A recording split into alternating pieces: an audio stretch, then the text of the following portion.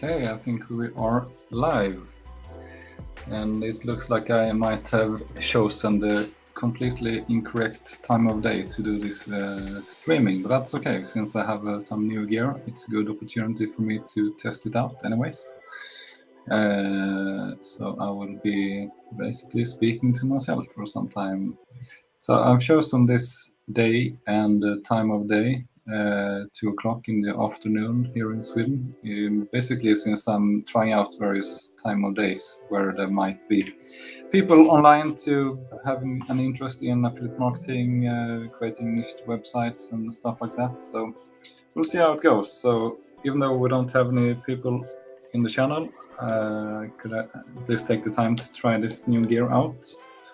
I've been using my headphones for quite some time now when I'm doing streams and when I'm recording my other videos on YouTube. So I thought it might make sense to actually invest in a decent microphone instead. So if there is anybody connecting, it would be great if you shout out and let me know how it is sounding, if there is any sound at all, which it hopefully is. So basically, what I would like to start by talking about, even though we don't have any people in the stream at this time, there will be the stream will be posted on the website as well, of course. So my plan was to mostly talk about the next step in my plan to create a brand new affiliate and niche website business. And I've done the most important part already, which is selecting a project name for this adventure, which will be Project Genesis, since I'm giving birth to a brand new business. So that's the plan and the story about that name, at least. So if you take a look at the topics I had sort of pre-planned for this Hangout, it is just a sort of a recap of the old forgotten case study I initiated last year at some time, where I was registering a domain name, setting up hosting, and creating a few blog posts, and we'll see how that went. And then some thoughts about selecting a niche for the first different websites I will be building in this Project Genesis. And hopefully we'll just hang out and do some Q&As, whatever comes up during this stream. So the sort of forgotten case study is the geckospot.co.uk. And this has at the moment gotten, maybe I can share actually that tab for you guys to have a look. Just a second. And share screen.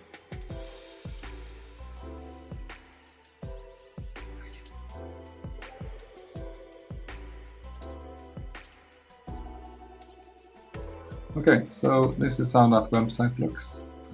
Expand it a bit, and this is inside. As you can see on the red dots here, I haven't updated it for quite some time. That's okay. It is still not hacked or anything like that anyway. So you can take a look at the plugins that I'm usually using as a blueprint for most of my affiliate websites. And I haven't actually activated the anti-spam, which means that I will get some spam comments from now and then. And to get that favicon, I'm using the all-in-one favicon plugin to activate that, and use the contact form 7 for putting up a contact form, so I can have people contact me if needed. And to get the table of contents, I'm just using the easy table of contents plugin. And for caching, I'm using Hummingbird from VPMU Dev. and we have insert header and footer to insert various scripts in headers and footers. And included in the hosting, there is a lightspeed caching mechanism, so I have a plugin for that as well. The Smash plugin is compressing the various images that I upload to the website, and then we have the WordFence security and sitemap plugin, and classic Yoast SEO. So this all needs to be updated, of course. And so basically on this website I'm getting about, let's see if we can take a look here again, an average about 3 to 4 visitors, even though I'm only having 3 articles published so far.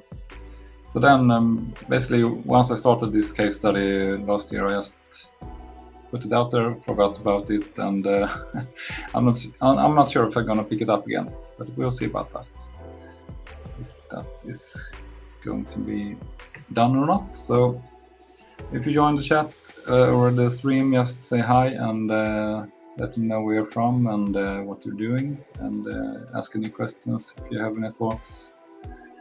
And we'll just hang out, and I always keep forgetting to take my coffee. I know this is a strange time to do live streams, but the thing is that I'm having a real hard time to find the time to do it after work hours, and during work hours it's usually around 2 or 3 o'clock. So I'm not sure if that is appropriate time for streaming or not, but it's the only slots I have available, so it's always possible to watch the replay anyways.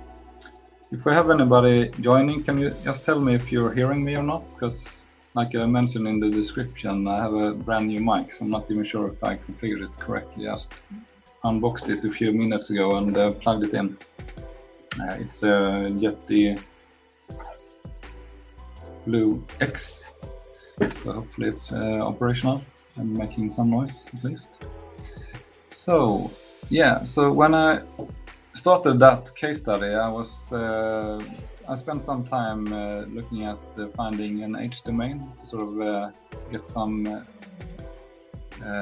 easier way to start ranking my website. So I found this, the geckospot.co.uk, and it had domain ranking of a rating of 2 at least, and having 8 referring domains. So since that niche is very low competitive, it seems to be fairly straightforward to do some ranking on the articles there.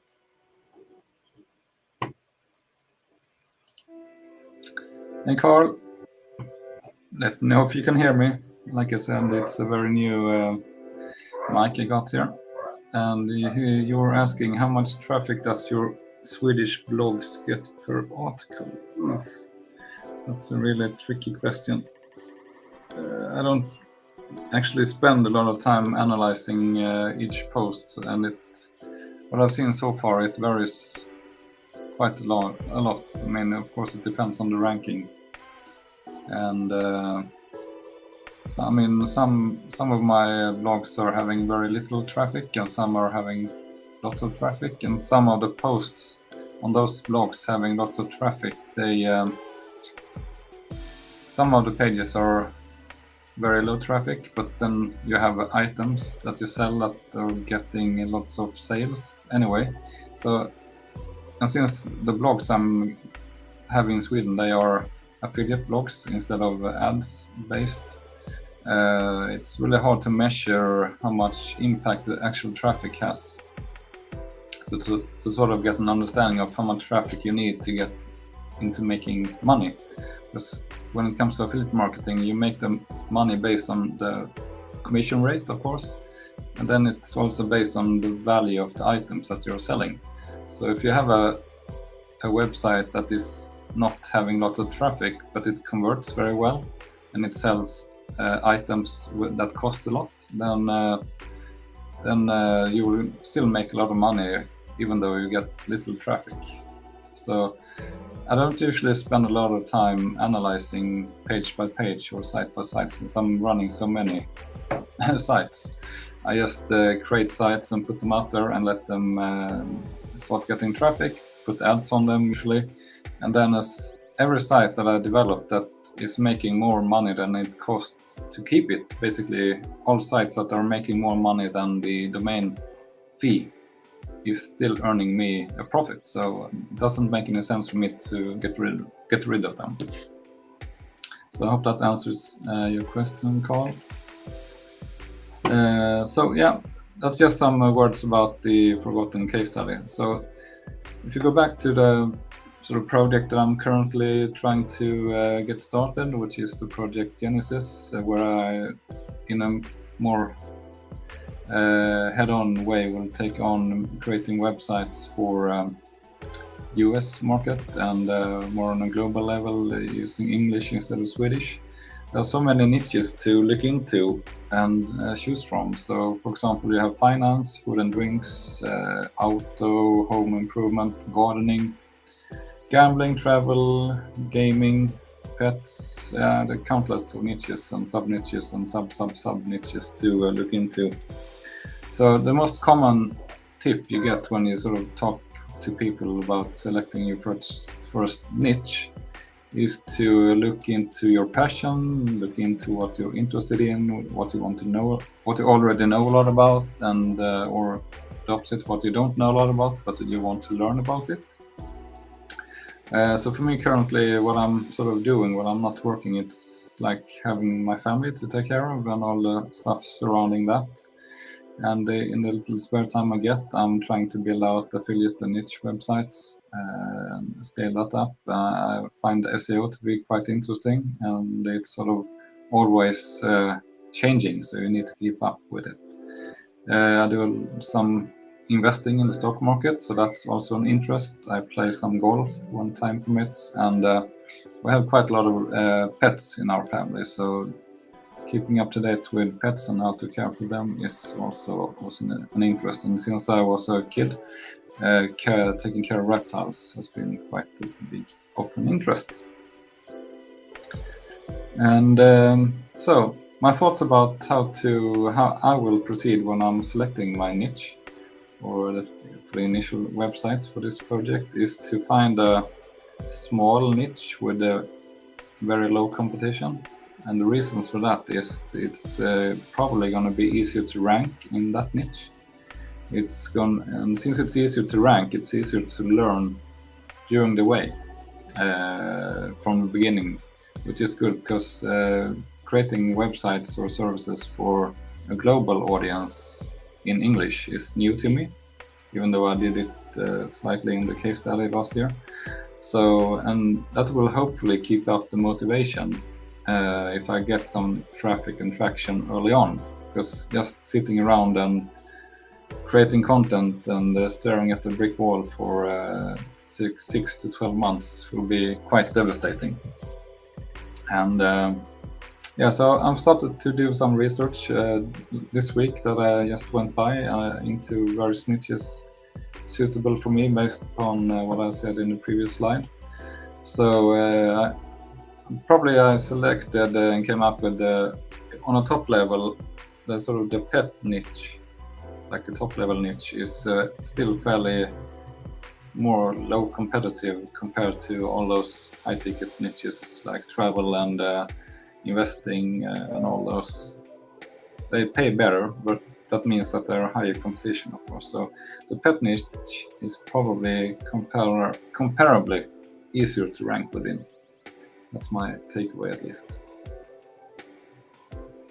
Anyway, so I've done some research and decided to dive into the pet niche, and I found a few low-hanging fruits, hopefully, or at least some available domain names, like you see in this image here, and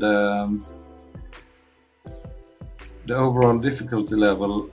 And I'm using SEO ranking for this to come up with the sort of difficulty level of the specific niche and the related keywords. And you see here, there are about 30 down to 18, which is effortless. So one of these I will select and go ahead and try out anyway. and we'll see how that goes. So if you're connecting to the chat, please provide any feedback if you have any ideas for niches for me to try out, or let me know what you're working on in your area, what kind of niche you're into, and we'll keep going. It's just like I selected a really bad time of day to do this stream. Just looking at the traffic of visitors. That's the way it is. So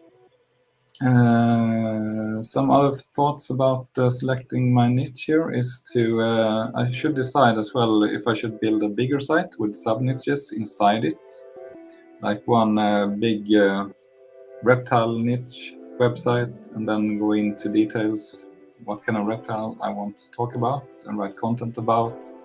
If I select the reptile niche, of course, but it's sort of leaning towards that. Or should I build small separate websites for each smaller niche that I want to dive into?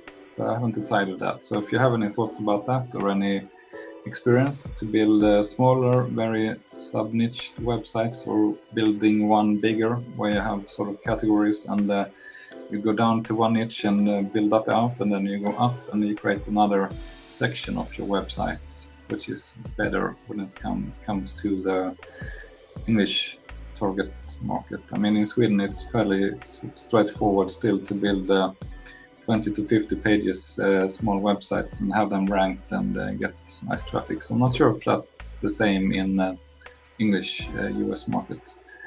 And the other thing I need to decide is if I should be using an H domain, or if I should start from scratch and build on a brand new domain. So we'll see about that. Probably since I'm going to select a very low competitive niche, I will be fairly good off starting a brand new domain. So give any comments if you have any ideas which would be better or worse, or if you have any own experience about that.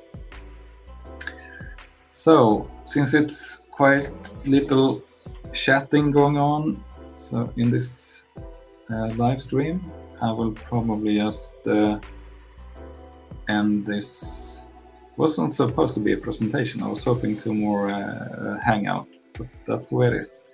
I think I need to consider starting this stream at a little bit later time.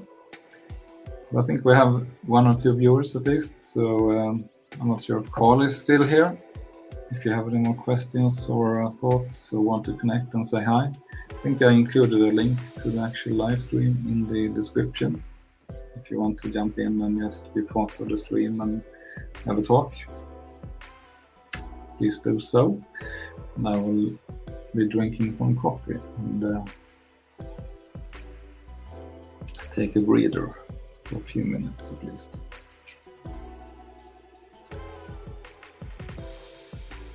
Yeah.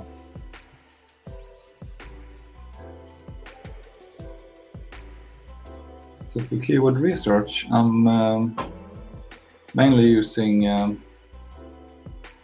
actually Google Suggest and Google Autocomplete. I also have a tool called SE Ranking, which is sort of a similar tool to Ahrefs, but it comes with a slightly lower price tag actually, and it seems to be having all the features that I'm using or have a need for. Actually, to be honest, I'm not even using that software very often when I do my SEO and keyword research and keeping track of my rankings. I find it a bit distracting to have lots of tools helping me out. It's better to focus on actually creating content.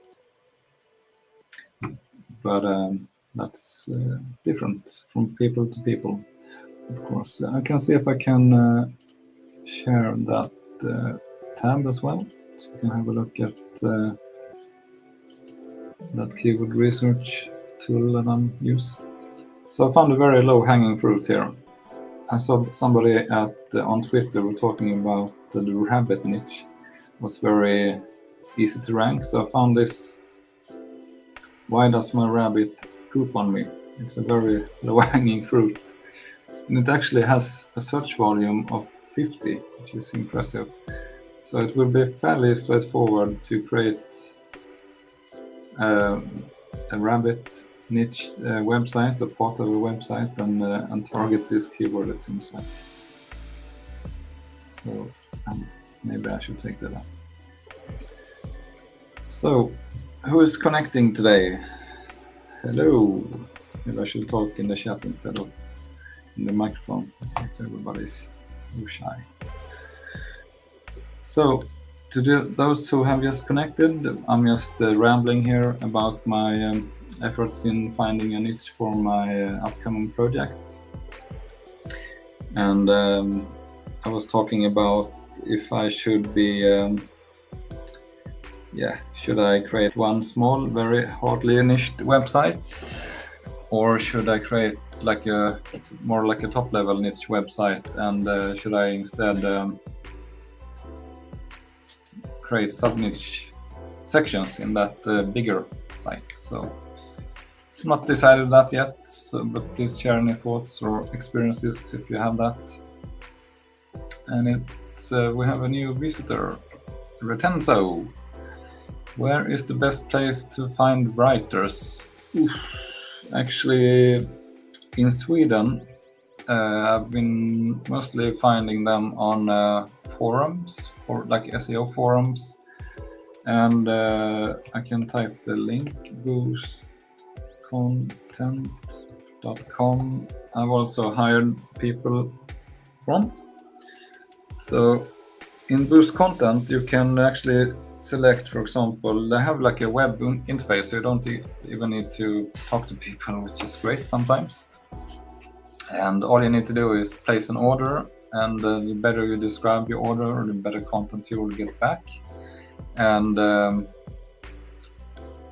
also, it is like you can decide the price tag if you want to have it very well written or just fill out content. It's cheaper. So Boost Content is one place I've been using.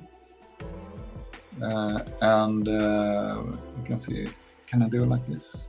Can I change content.com? Yeah, so this is the site I've been using sometimes, and actually these days I'm more trying out doing the content myself, but using Jasper AI, sort of an AI tool for doing the content yourself. But you will then, of course, you can't just press a button and then content will appear completely done. But it's a good tool for fixing writer's block and stuff like that, and filling out your updating old content. And yeah, it's I find it, the more I use it, the better it feels.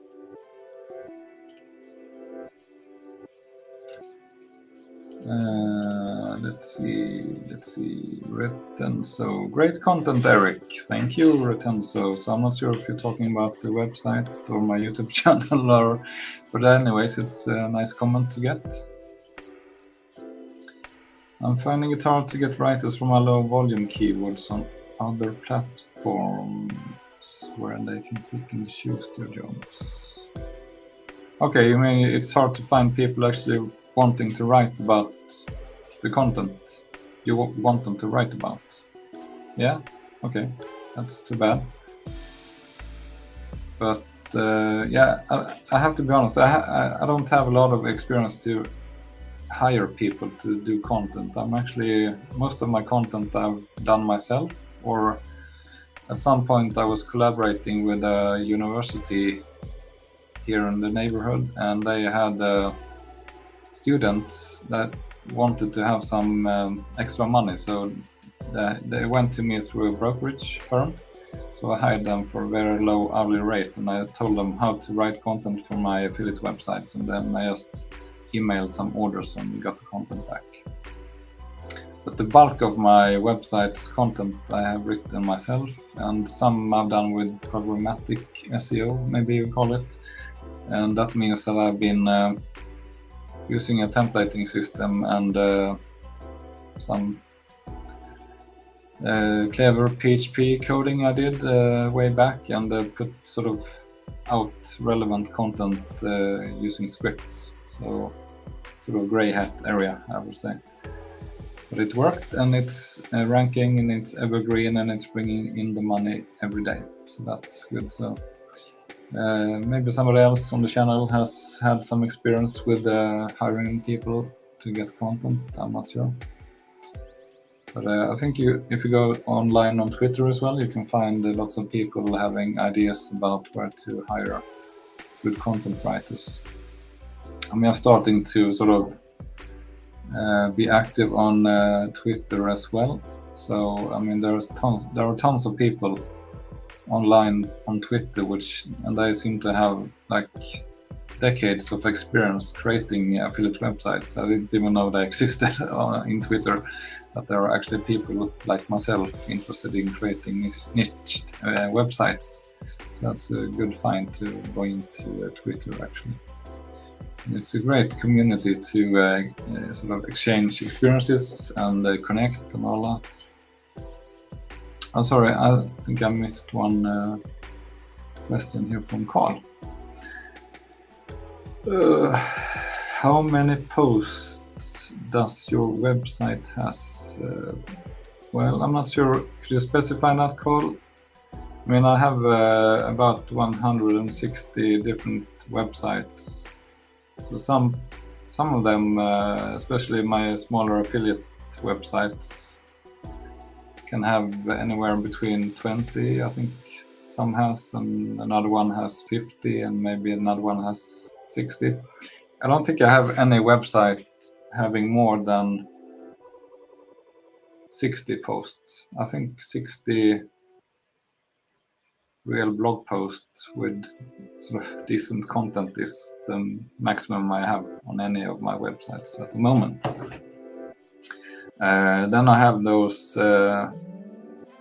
web services, like I usually call them. They are more programmatic SEO based, where I have come up with a system to sort of automate and create relevant, still good content by extracting data from a database and from some templating system, as well as content on the internet. And then I sort of have an algorithm, or sort of a data program in PHP, which sort of mash up the content and publish it on that CMS that I created like in 2015. Those sites, they can have anywhere between 100 up to several hundred pages each of those websites.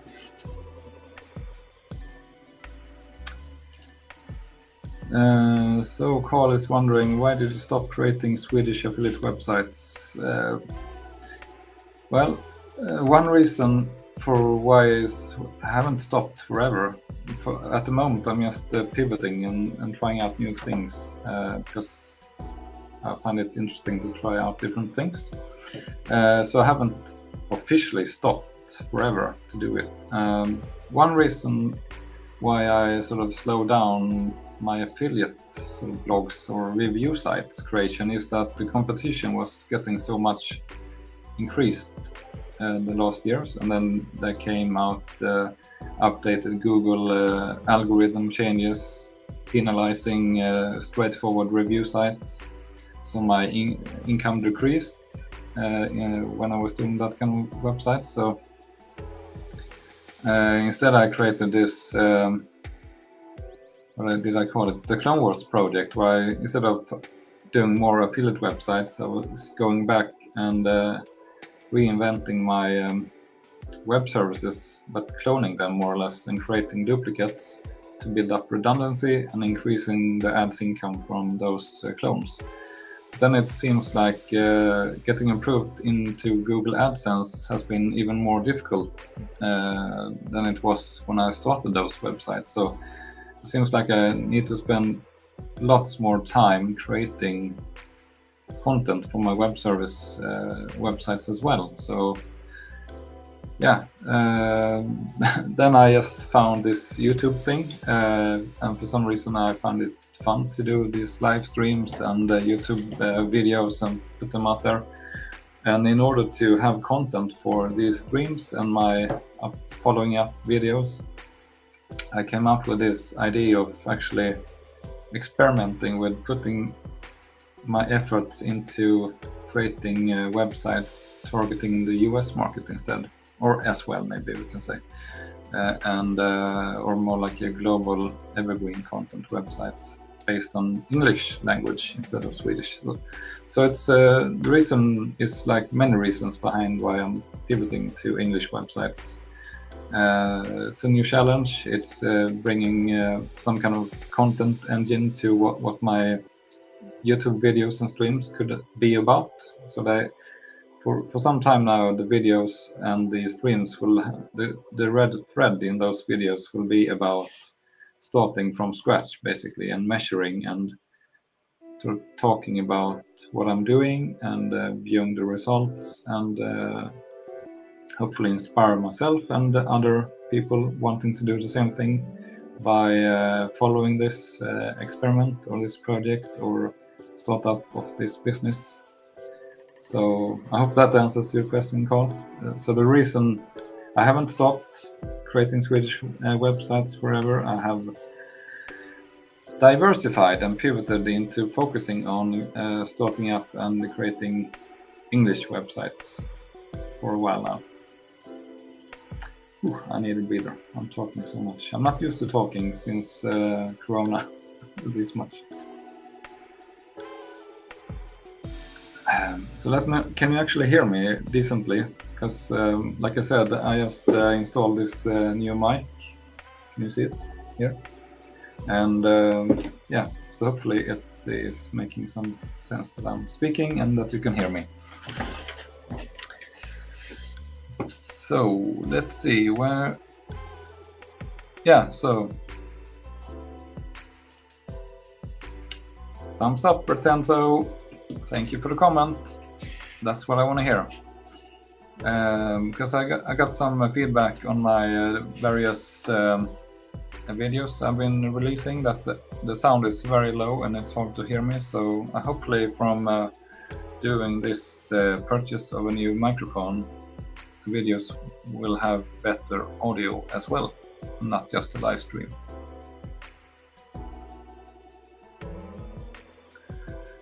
Hey there, subscribe for no reason, please. That's a fancy name.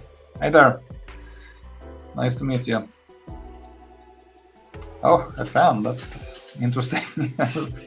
I'm blushing, thanks for that. Oh, you watch my videos, awesome. And where are you from? Subscribe for no reason, please. And I know, Carl, you're from Sweden, right? And Retenso, where are you from? Please leave a comment and let me know where you are from.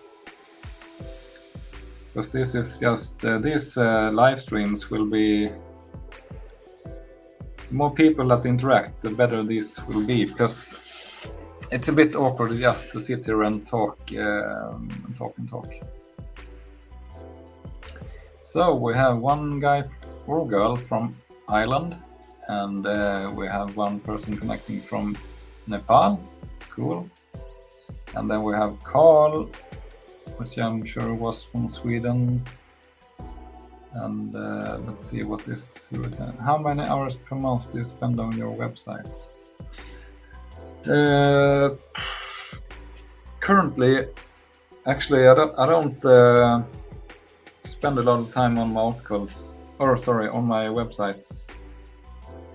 But back in 2015, when I sort of restarted, because in 2015, I started in 2005, learning PHP, HTML, and some database and all that, and SEO. And I was sort of on a slow journey to start getting daily income, and then I was making maybe $100-200 per day. And then in 2015, I had a big crash, so to say, that we got AdSense accounts banned and websites de-indexed from Google. So in 2015, I started from scratch. And then I was sort of looking and trying to find solutions for creating better and more secure websites, because my WordPress websites were hacked, and that's the reason why they were de-indexed. So then I started to create my own CMS from scratch, and at that time I got really obsessed. So every hour not working I spent on creating this web service backend, or this web service CMS. So back then I was spending lots of time. These days I don't have that much time available, so I try like every coffee break and every evening, maybe 3 times a week, spend an hour on sort of managing my existing sites and planning new sites and all that. So yeah, it's hard to say how many hours, but say at least minimum is 1 hour per day.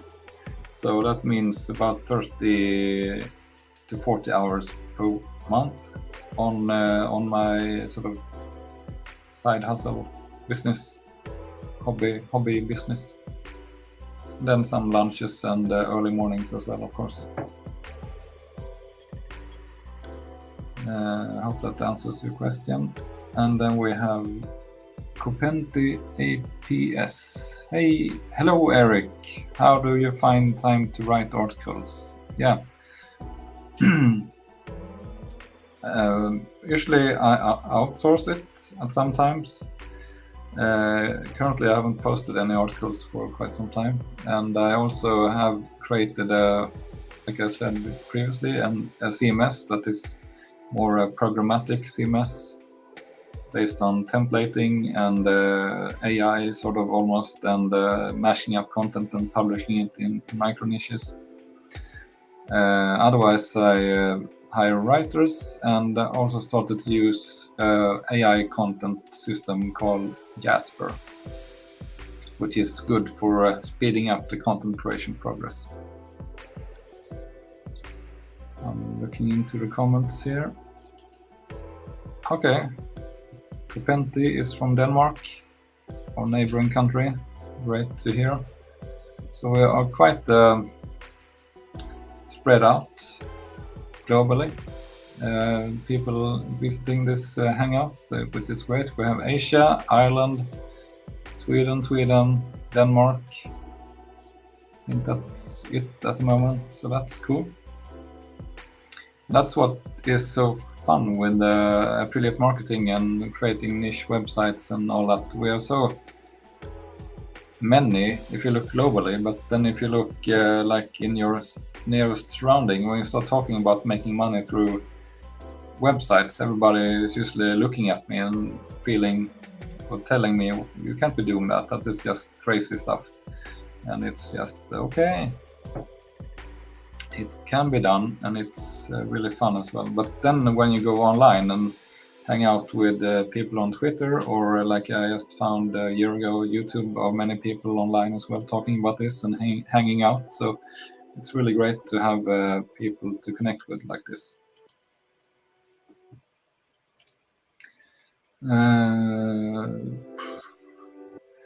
There are so many saying, this is Copenti commenting, there are so many who say that Jasper AI goes wrong with SEO, ? Well, I don't think so. I mean, I'm not saying that Jasper AI is the golden nugget, and once you get it, you're home free. You still have to do the same effort, or mostly the same effort that you would do if you wrote the content yourself, or if you hired content writers, because there's no way that Google can tell that you have bought a license for Jasper, of course. And if you sort of use Jasper as a word processor and stop thinking about it as a AI writing tool, I mean, where is the limit? In a way, Microsoft Word is an AI writing tool as well, because you have spell checking, you have grammar checks, you can copy paste content, you can translate content. So I don't think the only thing that can go wrong with SEO if you use Jasper or anything like it is that you, as a person operating it, you don't do your keyword research and you don't edit the content that you get back in a good way.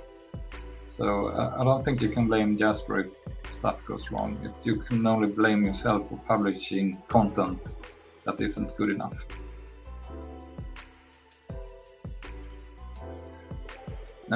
Good to see you. Subscribe for no reason, please.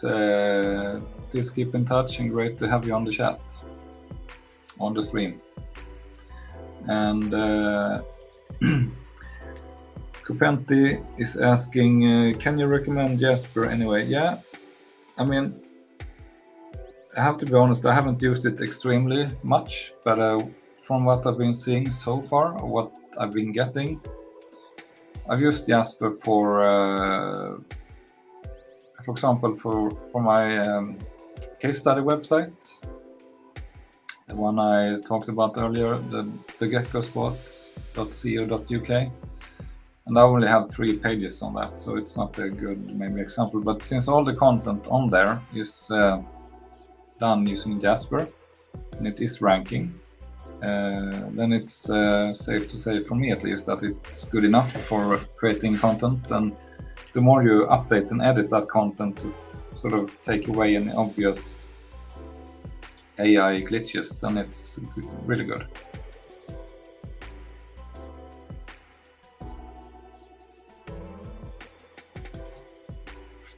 Kupenti is asking, does Jasper work for Swedish and Danish language? Yes, it does. Let's see, I can see if I can take it up. I'm gonna log in.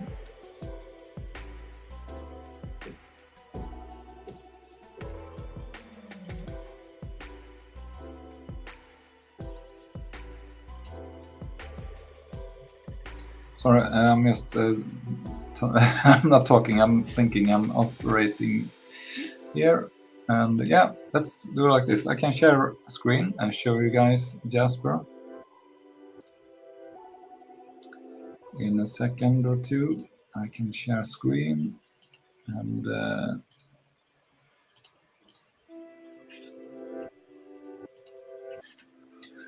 okay, let's take a look here. So you see, this is the workflow for creating a new blog post. And up here in the corner, you can select your language. Oh, you can see the pop-up. So you have a pop-up right now with lots of languages to choose from. So I'm choosing Danish. And then I can start typing. Let's see. Can you tell me a Danish search query I can enter into Google? I can't type in Danish. say something about the content that you want to try out, Kupenti. Let me know a query or some blog post you want to write about.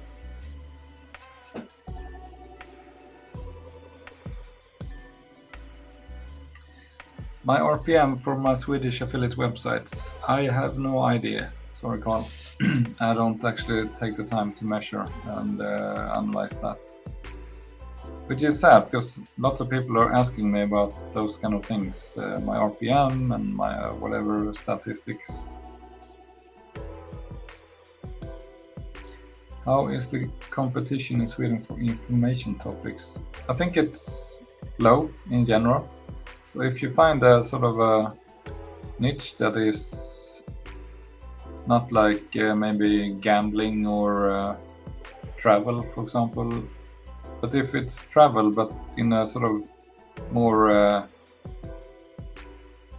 not often visited place, then I think it's easy. So overall, I think it's easy in almost any niche in Sweden is quite easy. Let's see. I will try that query. I will first look in Google and see what I find. Vad SEO optimering. Then I will open a page and steal some content. I will copy, paste, and I will also paste my query. So I can't promise that it's good for Danish, but it's been working actually better than expected for Swedish content. Optimering. No, that's Norwegian. Optimering. Continue. And then on this section here, you can generate ideas for a title. So if I press here, Jasper is contemplating what to create. And then you see all the suggested titles for new articles about SEO, but in Danish. So let me know which one we should select, Copente. I have no idea how to evaluate this. Which one is best? Or should we generate more ideas?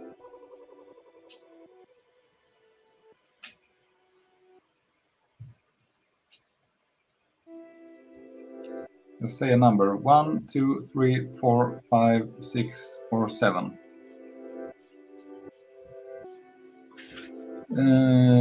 Let's see, which one is that? Okay, here we have it. We use that one, and then if we can type our own here, like an introduction paragraph, or we can have Jasper create one for us.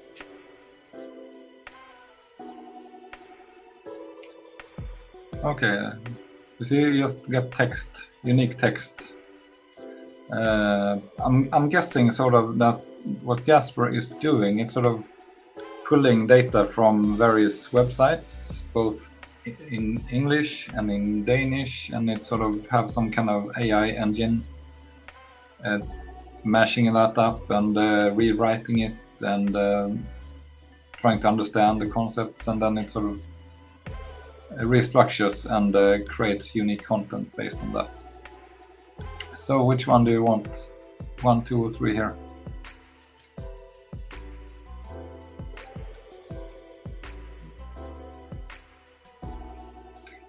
This is just the beginning. So pick a number.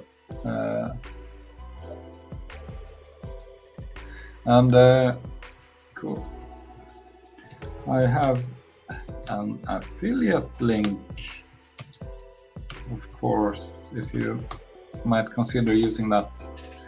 You don't have to, but if you want to, I can put an affiliate link in this chat or in the description. So we just pick number 1, and then we open the editor. So then we come in into this part, which is sort of just a word processor, where you can just press compose, for example, and then you just let Jasper write whatever. And then you get some text, and then you can just press compose again. I have no idea if this is good or bad, since I don't know Danish. And you get content, and yeah. But then you also have, you can go into this power mode, and here you have like all these smaller things you can work on. Like you can write a creative story, you can ask for a blog outline, this one is really good if you want to talk about product. You just enter the product name here, and you write some text, and you press generate AI content, and then you will get, in this case, 3 outputs with suggested descriptions. And one thing that is also good, depending on how you look at it, is if you go into like this, and what you can do is you take some text here, and you can do like this. Just a second. you can, let's just ignore this for some time, and we insert some text here.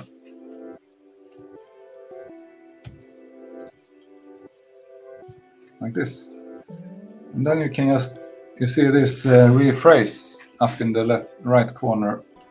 We can basically, this is not the recommended way to do it, but if you don't want Jasper to just come up with the content, you can sort of copy paste content from various other good content and mash it up yourself. And you can just rewrite it, and you can try again if you don't get good content, or you can press replace. Then just that rewritten content is inserted.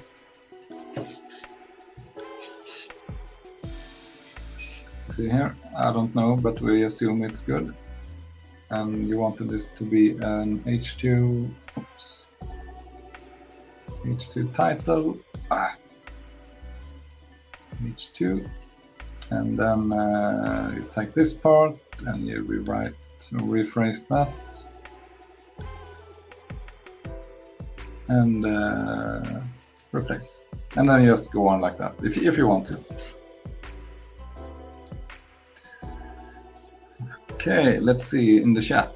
Okay, that's nice, good to hear. Kupenti is saying that he thinks the Danish content is quite good, which is awesome. I mean, they are working day and night on getting the engine for other languages than English, and to be just as good. So I think we are still just seeing the beginning of how good these tools will be.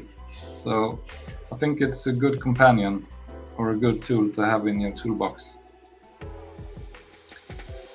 actually. So yeah, I will, since I'm desperate for money as always, I will I will see if I can find that link for you. And I think you get some extra credits if you sign up using an affiliate link, so everybody gains on it.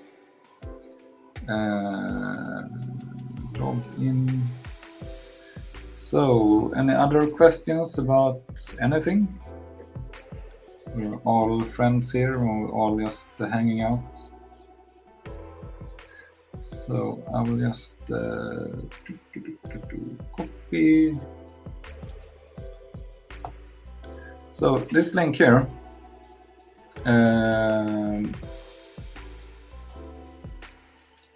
is will get you into the Jasper free trial. So then you will get, I think, both an extended free trial of that tool, and you will get some, I'm not sure if, I think all the plans today are sort of credit based, that you have a limit. I'm not sure, because when I was registering, I could buy some lifelong license for being no limit on how much content I can create.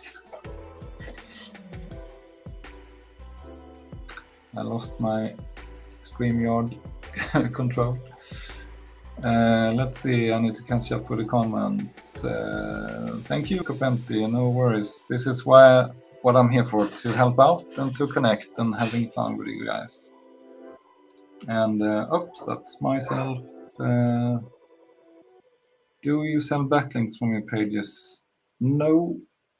I did that sometime in the beginning when I was starting out. So I haven't put any effort into selling links. I just don't feel like I have the time to operate. But I mean, of course you can contact me, Kupenti, if you want any links from some Swedish site, and maybe we can work something out. I think you have my contact info, or just connect on Twitter, or I think I have my email on the YouTube profile. What is your go-to theme on WordPress? That is Generate Press, it's called. I can type it here, Generate Press.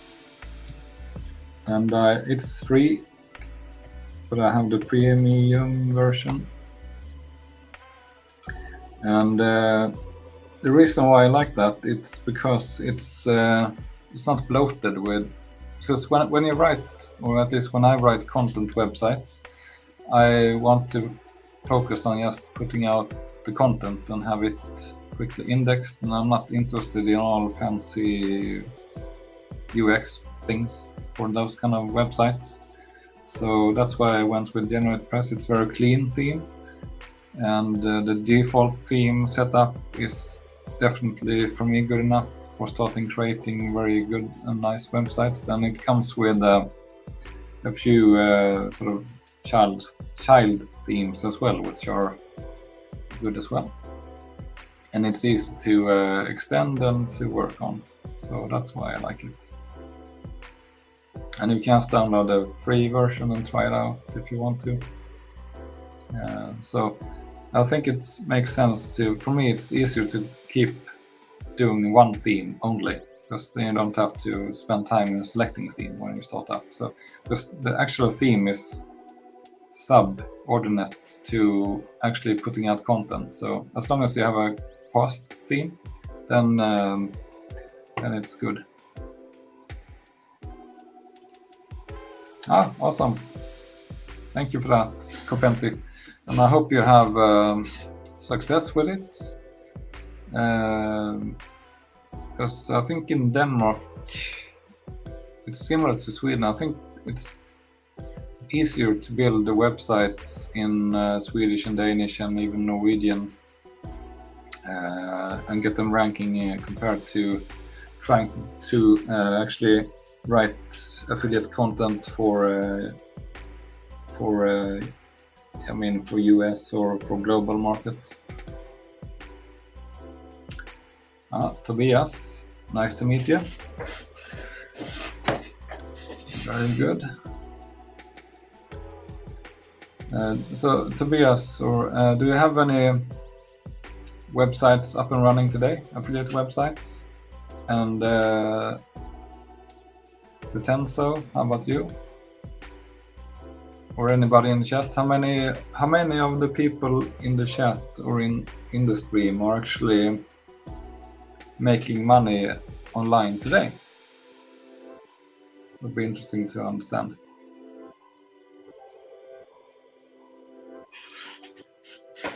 I'm just gonna start some coffee.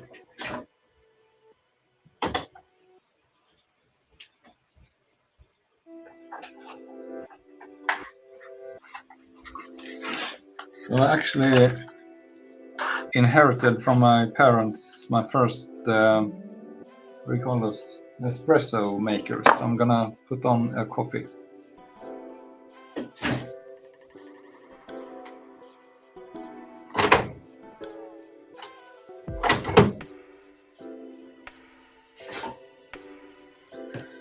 Let's see here. Oh, that's interesting. We have a major player in the in the stream. Awesome. Head of SEO in a Danish company. So I always wondered, how do you?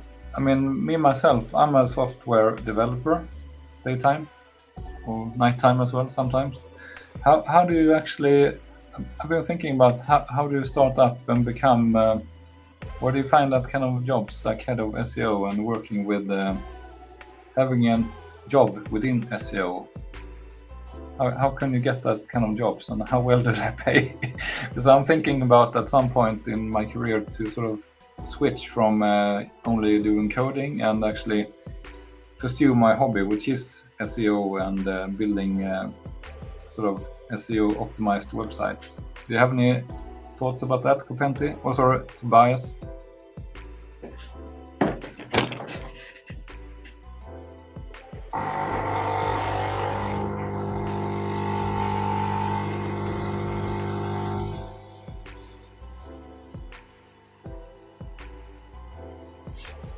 Right, it's just the coffee maker making sound.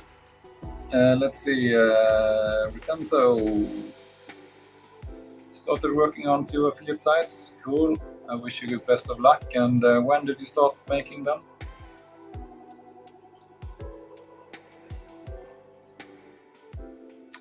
making $100 per month between the two at the minute. Not sure what you mean by the end here, but $100 per month is really a great start. I mean, having that much passive income coming in is really, it's life-changing. I mean, I get high every morning or at lunchtime when I look at my previous day income, and I have the same feeling today as I had when I was making $10 a day, or $5 or $1. For me, it's not about the amount of money that you're making, it's the actual idea of being able to make money online in this way that is so fascinating. Hey NanoWebs, how are things with you today? I'm just gonna get the coffee.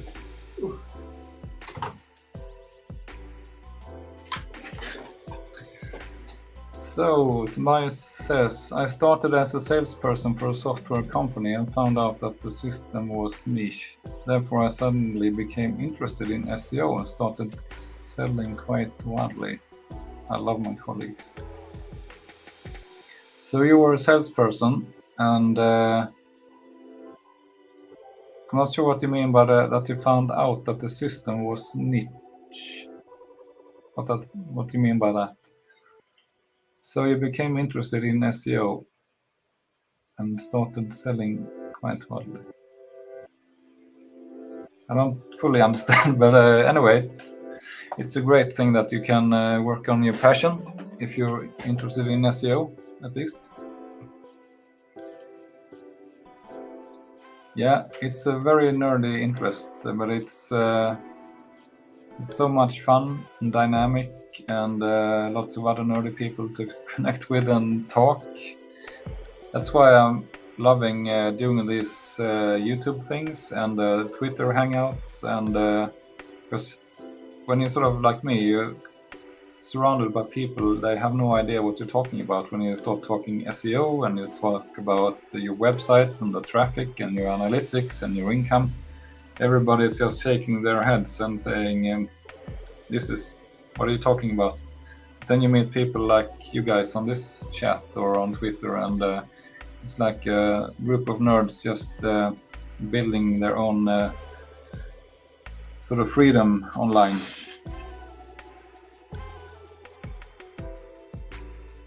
I could not call companies and sell the system.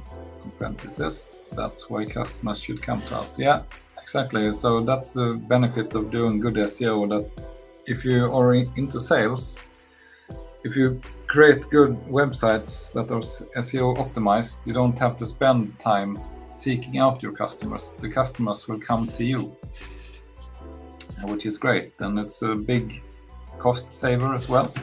You don't have to cold call, and you don't have to chase down people to purchase a product. You just sort of funnel them into yourself instead, and can focus on analytics and building SEO content and all kinds of fun things. So that makes fully sense. And actually, I think I think I did write one Danish website, review site. Basically, just it was sort of an experiment. I did. I took like 2 review sites written in Danish and reviewing the same product, and I copy-pasted every second paragraph from each website into one document, and I translated that to English, and I translated it back to Danish using Google Translate, and then I published like 5 articles in that sort of workflow. So it's similar to using Jasper, I guess, but that's actually, I think it's ranking, which is crazy, just doing crappy content that you can rank on that. Yeah, strange things. So actually, I have at least one Danish website now that I think of it. Very low, badly optimized, SEO optimized review site in Danish.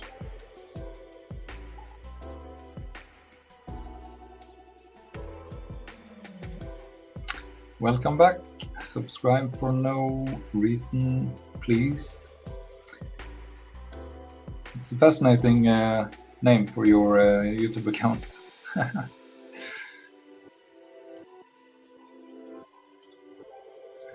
Do you think it's harmful for Google's optics to backlinks from Swedish webs? No, I don't think so. It might be better to have backlinks from Denmark, but I don't think I'm definitely not an expert in linking, but I usually try to exercise common sense when I think about what Google thinks. As long as you are careful with your linking and make it as natural as possible, or I mean, if any linking is actually directly harmful, then you will be able to sort of attack other people's websites and build bad links towards their websites, and then you sort of shoot down your competition by just doing bad linking, which I'm not sure if that actually is possible or not. But that's the thing about SEO. Nobody actually knows what works and what doesn't work, and not even Google themselves probably know these days, since they're using AI in their ranking engines. Google probably doesn't know themselves. Yeah. That's my take on it, at least. Yes. Oof. Time is ticking. We've been at it for an hour already. It feels like I have started. I'm getting dry in my throat. So this was fun. I'm glad so many people could join the stream. Can you give me some ideas for making a website for free? I'm not sure. Do you mean instead of getting hosting and purchasing a domain, or do you mean making a website? I'm not sure what you're referring to, but it is quite possible to start doing this without investing any money, just invest time.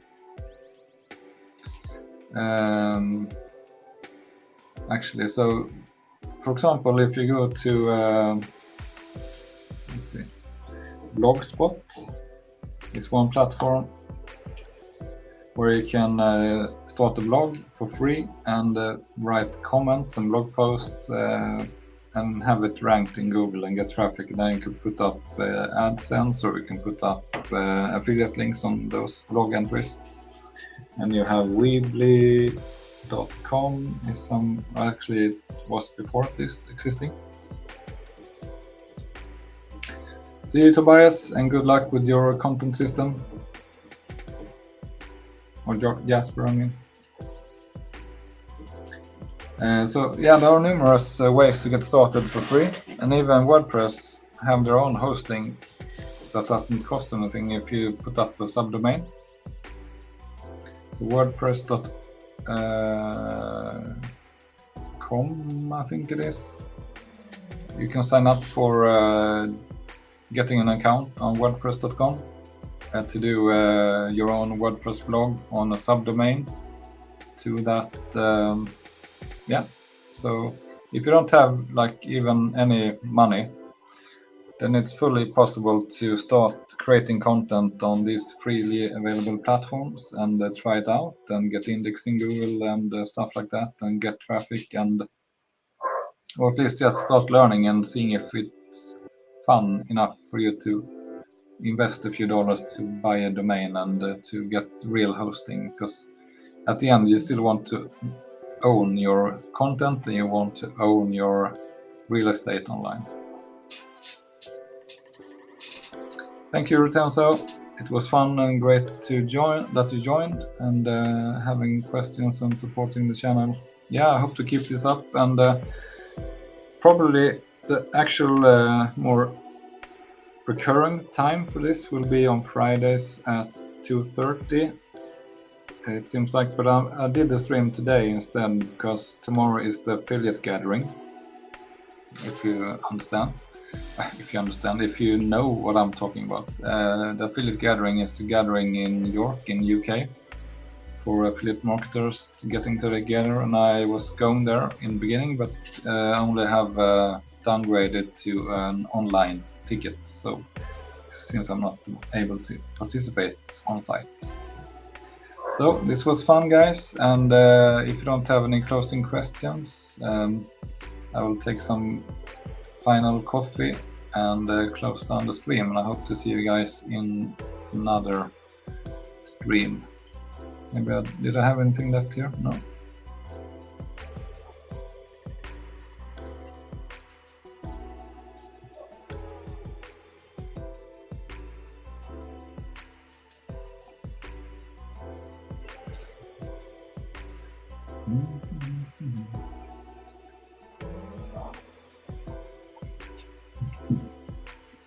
And I hope for next time, maybe somebody would like to join. I think it's possible to sort of on video join the chat as well, or be part of the stream. It would be fun if somebody would jump on and say hi. Yeah, see you later. Subscribe for no reason, please. And I also hope many more to come. And we'll say bye now. And thanks for joining. Have a great day.